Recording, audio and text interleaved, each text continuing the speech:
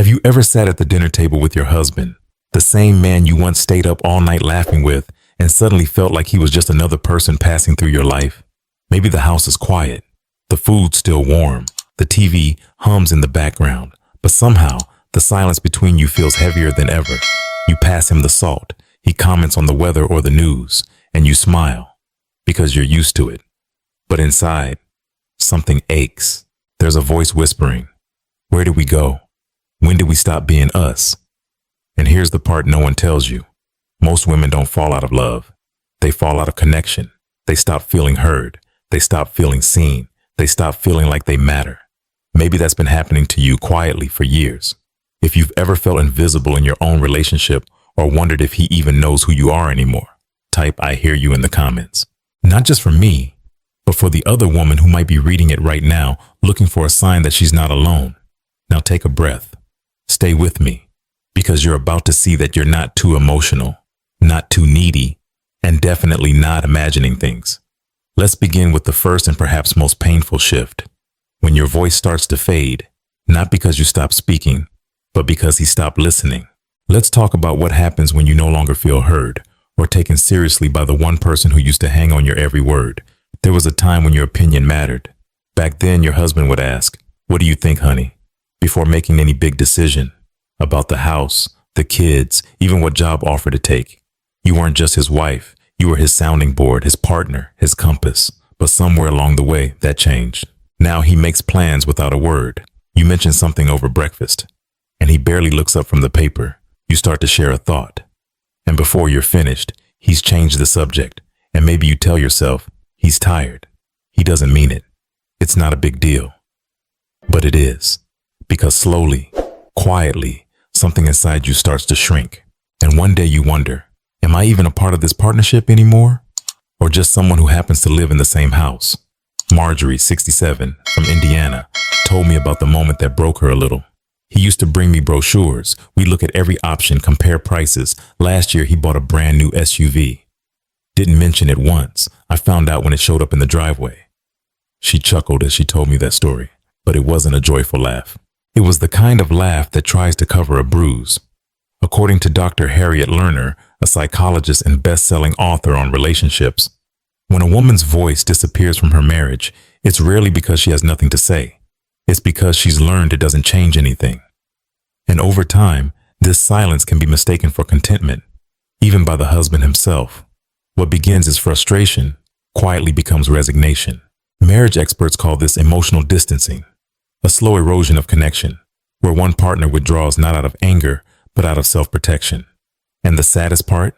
Most men don't realize it's happening until the warmth is already gone, but it doesn't have to stay that way. Dr. Lerner also says, the bravest thing a woman can do is to re-enter the conversation, not with blame, but with clarity. Even one honest sentence like, "I miss being part of your decisions," can begin to thaw years of quiet disconnect. Maybe you've pulled back. Maybe you've stopped sharing. Not out of bitterness, but out of exhaustion. Maybe you've convinced yourself he won't listen anyway. So what's the point? But what if he's just forgotten how to listen? What if your silence taught him that you're fine, when really you're anything but? Have you ever shared something important and felt like you were talking to a wall? If that hits home, type "still here" in the comments to remind yourself and another woman reading that your voice still matters. Here's the good news. Reconnection doesn't require yelling. It doesn't need to start with a fight. Sometimes the first step to being heard again is speaking up one more time. Not louder, but clearer. Not to demand, but to invite. You can start small. Share a thought. Ask a question. Say what you need. Without shame. Without fear. Because your thoughts are still brilliant. Your voice is still powerful. And you, my dear, are still worth listening to. Even if he's forgotten, you don't have to. Now, let's move into something just as painful, but harder to talk about. What happens when the gestures of love stop showing up? Not the big ones, the little ones, like a touch, a glance, or a kiss goodnight. There's something sacred in the little things we do for the people we love. A kiss on the forehead in the morning, a hand reaching across the couch during a movie, a smile that says, "I still see you." These are not grand gestures. They're quiet signals that say, "You matter to me. You still belong here. You are still loved." But over time, those gestures can quietly disappear. Not because the love is gone, but because the routine takes over. The habits settle in. Life becomes a series of tasks. Meals, bills, errands, and the warmth that used to sit between you begins to fade. Gloria, 72, from New Jersey, remembers a time when her husband would always reach for her hand while they watched TV. It wasn't a big deal, but to her, it meant everything. It meant he wanted to be close, even when saying nothing. It meant she wasn't just in the room. She was with him. Now she says he scrolls through his phone, and she sits beside him in silence. Same couch, same room, completely different world. This is what many relationship experts refer to as touch starvation. Not just the lack of physical intimacy, but the absence of affection altogether. And the real damage isn't just in the body, it's in the heart. When a woman goes years without a loving touch, a kind glance, or a whispered, "You're beautiful," she doesn't just feel lonely. She starts to feel invisible, unwanted, forgotten. And it's not about sex. That's what many people misunderstand. What most women crave as they grow older is not just desire. It's closeness, connection, a sense that their partner still sees them, still reaches for them, still wants to know what's going on behind their eyes. According to Dr. Sue Johnson, a clinical psychologist and expert in emotional bonding, physical touch is one of the most powerful forms of emotional reassurance in long-term relationships. She writes, "We are wired to need touch. When it's gone, we don't just miss comfort, we miss the confirmation that we are valued. When touch disappears, affection fades, and when affection fades, assumptions creep in." She starts wondering, does he still find me attractive? Did I do something wrong? Or has he just stopped trying? Most of the time, the answer isn't dramatic. It's simply neglect, habit, forgetfulness. But to the woman sitting next to him in that quiet distance, it feels like rejection. Maybe you felt that too. Maybe the last time he held your hand was so long ago, you can't remember it. Or maybe you still remember it so clearly that the absence hurts even more. If that sounds familiar, I want you to know this. You are not too old to be held. You are not past the point of being wanted. You are still worthy of warmth, of playfulness, of tenderness. Those things don't expire with age, and neither does love. If your heart is aching for closeness, not just physical, but emotional, you're not alone. And it's not silly. It's human. You don't have to demand it. You can begin with something gentle like, "I miss the way you used to touch my hand when we watched TV." That simple sentence, said with honesty, not anger, can open a door back into connection. Because love doesn't always fade in firestorms. Sometimes it slips away in the absence of a touch. But the good news is, that kind of love can be rekindled, even after years, even after silence. Sometimes all it takes is a hand reached out again, not out of habit, but out of intention. Now let's keep going. Because the next shift in a marriage is one that creeps in so quietly, you often don't realize it until you wake up and feel stuck in a life that no longer excites you. Let's talk about what happens when every day starts to feel exactly the same, and the sparkle you once had begins to disappear. Somewhere along the way, the days all started to look the same. You wake up, make breakfast, fold the laundry, maybe run a few errands, watch the evening news, go to bed, and then do it all again tomorrow. Retirement was supposed to be a new chapter, full of rest, freedom, maybe even adventure. But for so many women, it ends up feeling like a loop that never changes, a quiet, slow repetition of everything predictable and nothing that stirs the soul. Helen, 69, from Florida, once dreamed of seeing the Grand Canyon. She'd spent decades raising children, managing a household, balancing work. And she thought, when we retire, it'll be our time. We'll travel, we'll dance, we'll try new things. But when the time finally came, her husband wanted none of it. He was perfectly content to stay home, sit in his recliner, and watch the same news cycle play out day after day. And so Helen stopped bringing it up. She stopped suggesting new ideas. And little by little, the life she dreamed of began to dim, not because of illness or tragedy, but because the person beside her simply didn't want more. That kind of disappointment is hard to explain to others. You have a roof over your head. You have a partner sitting next to you. You're not alone. And yet, you feel stuck, quietly aching for something that feels alive again. When a woman loses her sense of possibility, it doesn't just impact her. It affects the whole marriage, because joy is contagious. Growth is magnetic. When one partner stops growing and the other still yearns to, The distance doesn't come from anger. It comes from stagnation. And stagnation, over time, steals the sparkle not just from the woman, but from the love itself. According to relationship therapist Esther Perel, one of the most common sources of emotional distance in long-term marriages is the loss of curiosity. She says, when we stop being curious about life, about our partner, and about ourselves, we stop evolving together. And that's when connection becomes coexistence. That's when the love becomes routine. But you don't have to stay stuck in that loop. You are not selfish for wanting more. In fact, that desire is a sign that you're still alive, that your spirit is still whispering, there's more for me than this. Maybe you've wanted to try a dance class, or take a weekend road trip, or simply have a deep conversation about something other than bills and health insurance. If your heart is quietly craving something beyond the loop, listen to it. Don't shut it down to keep the peace. Peace without growth is not peace. It's quiet resignation. And if you've ever felt this, I invite you to take a small step today. Just whisper to yourself, I'm allowed to want more. And if you're ready to say it out loud, type ready for more in the comments. Not as a complaint, but as a commitment, a way of telling the world and maybe even your partner, I'm not done yet. I want to keep growing, and I hope you'll grow with me. Because aging doesn't mean life gets smaller. It means you finally have time to expand, to explore, to express, and to choose joy again. And if no one's told you lately, it's not too late. It never is. Let's keep going, because there's another quiet shift that happens in long-term relationships.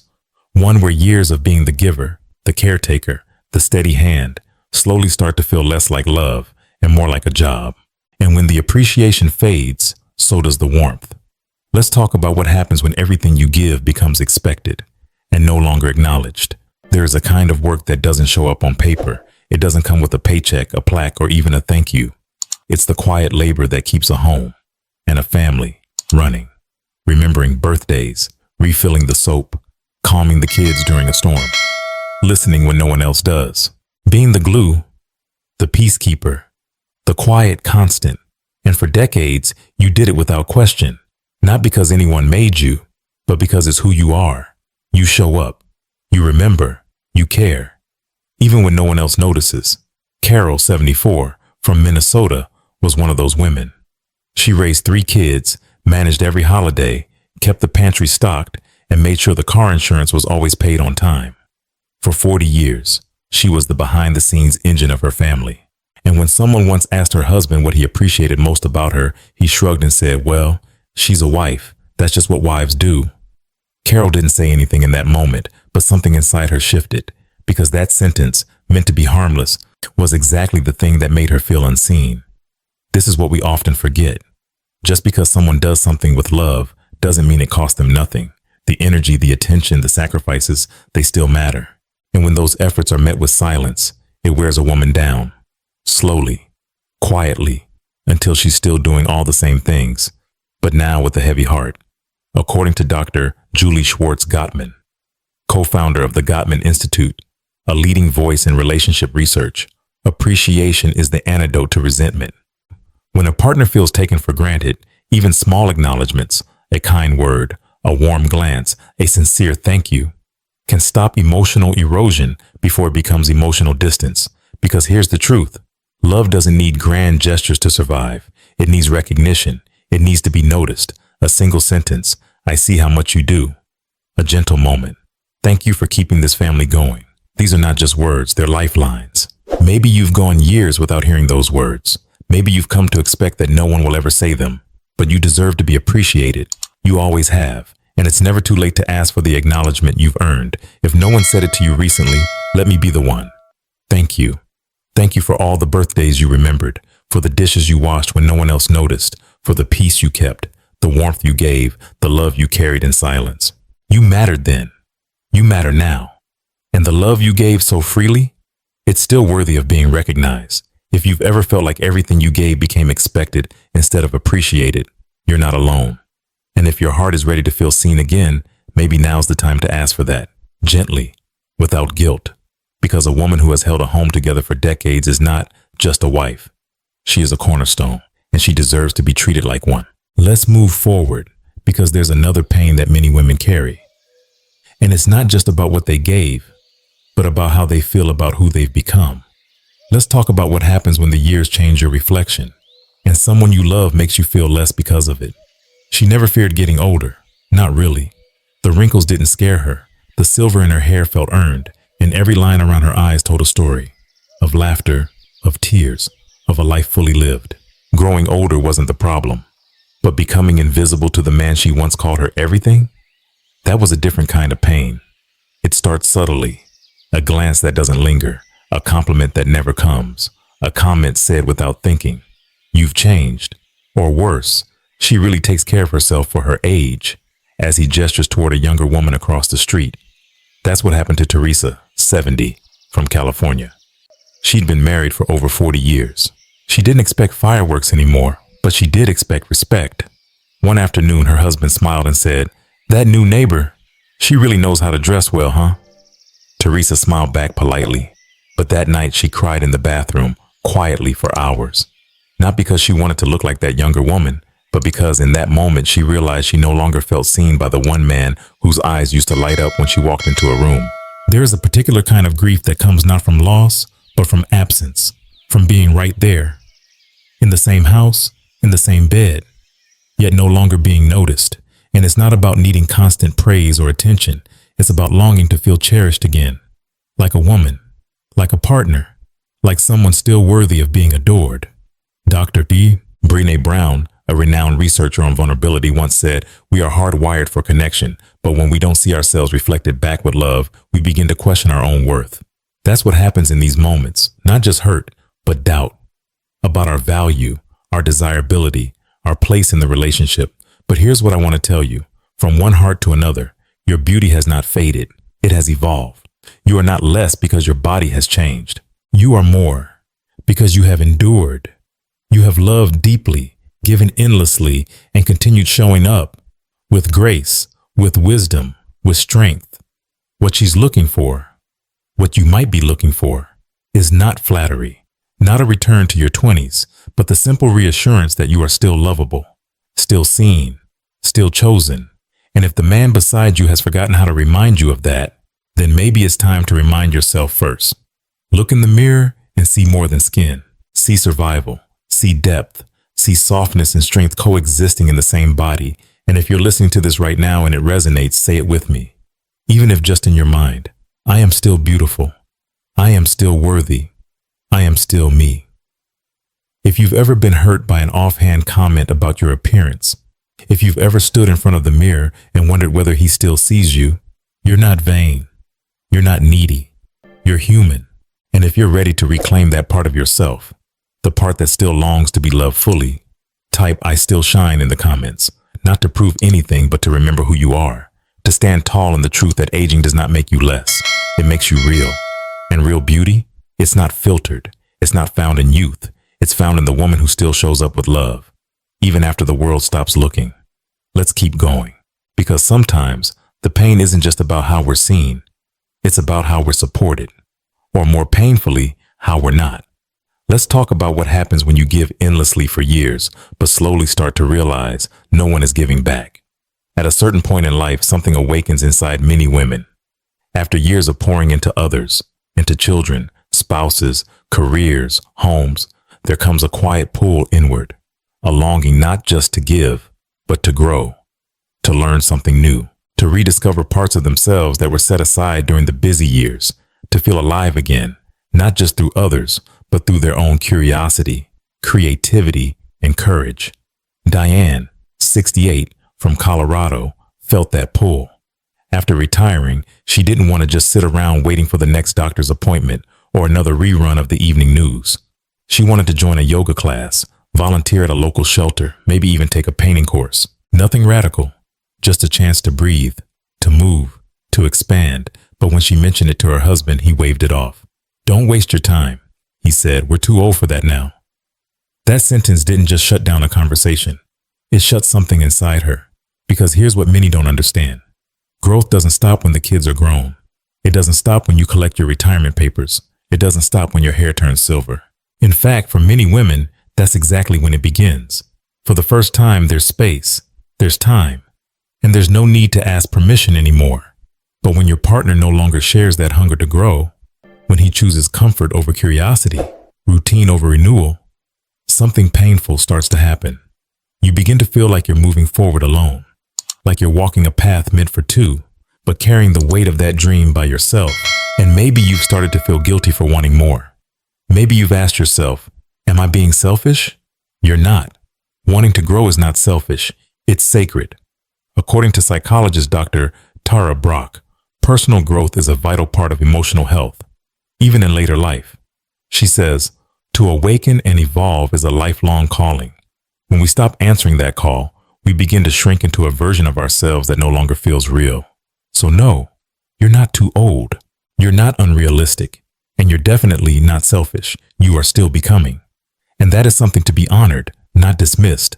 If the person next to you doesn't understand your need to expand, that doesn't mean you have to stop. Your journey is still valid, even if you walk it alone at first. And sometimes, just sometimes, when you take the lead, the people who love you start to follow. Not because you forced them, but because you inspired them. If this part of your heart has been whispering for attention, listen to it. And if you've ever felt held back from becoming who you're meant to be, by routine, by doubt, or by someone else's fears, drop A in the comments. Let it be your symbol that you are still growing, that your story isn't over. In fact, a whole new chapter might just be beginning. You have every right to keep learning, exploring, and reaching for joy. Not because you're trying to prove something, but because you're finally allowed to. Let's keep moving forward, because the next reason cuts even deeper. It's about what happens when years go by without a kind touch, without a kiss on the forehead, without the affection that once made you feel wanted. Let's talk about the slow heartbreak of disappearing intimacy, not just in body, but in soul. Not all wounds come from screaming matches or slammed doors. Some of the deepest cuts come from quiet moments, from the things that were never said, from the apologies that never came. It's the forgotten anniversary, the joke made at your expense, the time you cried and he didn't even look up from the TV. None of it seemed big enough to break anything, so you let it go. Or at least, you told yourself you did. But those moments didn't disappear. They gathered. Slowly, silently, like dust in a room no one visits anymore. And before you even realized it, there was a wall between you, built not from arguments, but from the quiet weight of feeling dismissed, minimized, or simply ignored. Patricia, 75, from Oregon, still remembers the night her husband forgot their anniversary. 18 years ago. He came home late. No flowers, no dinner plans, not even a happy anniversary. She said nothing. He never noticed. And the next morning, life went on, at least on the outside. But something inside her stopped reaching for him that day. We tend to think that pain only comes from explosions, but in long-term relationships, pain often comes from erosion, from the slow wearing down of trust, intimacy, and emotional safety, one small crack at a time. And here's what no one says out loud. When those little hurts go unacknowledged for too long, they don't go away. They harden.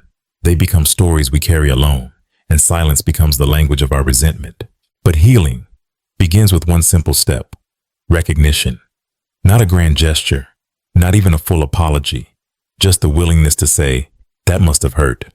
Just the courage to admit, I should have said something back then. According to Dr. John Gottman, one of the world's leading relationship researchers, couples who repair emotional wounds early are far more likely to stay connected in the long term. He calls it turning toward, the moment when instead of ignoring pain, we acknowledge it, gently, honestly, and with love. So maybe now is the moment to ask, what wound have you been carrying in silence? What memory still lingers? Not because it was dramatic, but because it was never healed? And if you're wondering whether it's too late to bring it up, it isn't. If the pain is still there, the time is still right. You don't need to rehash the past, but you can say, I want to feel close again, and I think this is in the way. Because you don't just deserve love, dear. You deserve peace. You deserve to move forward without dragging invisible scars behind you. And if someone once told you that your pain was too small to matter, let me say this to you now. It mattered. It still does. And you are allowed to speak it out loud, even if it's been 18 years. Let's keep going. Because sometimes the hardest realization is not about what happened between you, but about how far apart you've grown while standing right next to each other. Let's talk about the quiet heartbreak of becoming strangers in your own marriage, and how that disconnection doesn't have to be permanent. You share the same bed, eat the same meals, watch the same TV shows, and yet some nights it feels like you live in two different worlds. The routine is familiar, the habits are comfortable, but the connection, the spark, it's gone quiet. No more staying up late just to talk. No more laughter over silly things. No more curious questions about how each other is really doing. At some point, without even noticing it, you stopped being soulmates and started being roommates. Margaret, 73, from Illinois, knows this feeling well. She and her husband have slept beside each other every night for decades, but she can't remember the last time they had a real conversation. The kind that doesn't involve grocery lists or doctor's appointments, the kind that made her feel seen. She once said, "I miss the man who used to reach for my hand when nothing was wrong, just because he liked being close." But now, they sit on the same couch, but the silence between them feels miles wide. They live together, but no longer feel together. This isn't uncommon. Especially in long-term marriages, it doesn't happen because of betrayal or bitterness. It happens because no one was steering the ship. And when no one steers, life goes into autopilot. But here's the truth. Love doesn't fade in loud explosions. It fades in quiet neglect, in choosing comfort over curiosity, in letting the days blur together without checking in. Not just logistically, but emotionally. And yet, there's something important you need to hear. Just because the connection has dimmed doesn't mean it's dead. According to therapist and marriage educator Dr. Terry Orbuch, couples who take even 10 minutes a day to truly connect, beyond logistics, report higher levels of satisfaction and emotional closeness. 10 minutes. That's all it takes to begin remembering each other again. Ask your partner what made them smile today. Remind them of a memory you still carry. Tell them something about you they might have forgotten or never knew at all.